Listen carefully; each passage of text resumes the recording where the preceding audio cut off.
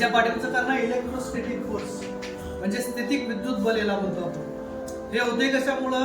ही खुर्ची आणि जे आपण वस्तू वापरले, कापड वापरले, या दोन्हीच्या घर्षणामुळं आणि तो विद्यार्थी बसलाय त्याच्या शर्टाच्या त्या प्लास्टिकची खुर्ची आणि त्या कापडाच्या या सगळ्या घर्षणामुळं त्या ठिकाणी इलेक्ट्रॉन्स विद्युत प्रभार निर्माण होतो आणि त्याच्यामुळं एका वस्तूवर धन प्रभार आणि एका वस्तूवर ऋण प्रभार हे तयार झाल्यामुळं त्या ठिकाणी एक इलेक्ट्रिक करंट तयार होतो आणि त्यामुळे ज्यावेळेस आपण त्या व्यक्तीला हात लावतो त्यावेळी तिथं आपल्याला करंट बसतो.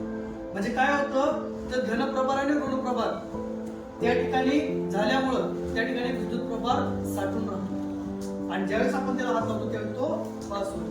मग त्याच पद्धतीने ज्यावेळेस आपण कंगवा डोक्यावर घासल्यानंतर सुद्धा तिथं ही स्थितिक विद्युत निर्माण होतो आणि ज्यावेळेस आपण एखाद्या कागदाजवळ ते नेतो त्यावेळेस सुद्धा काय होतं, ते त्याला चिटकून घेण्याचा प्रयत्न करतो. हा एक बलाचा म्हणजे फोर्सचा एक प्रकार आहे, स्थितिक विद्युत बल किंवा त्याला आपण इलेक्ट्रोस्टॅटिक फोर्स असं म्हणतो.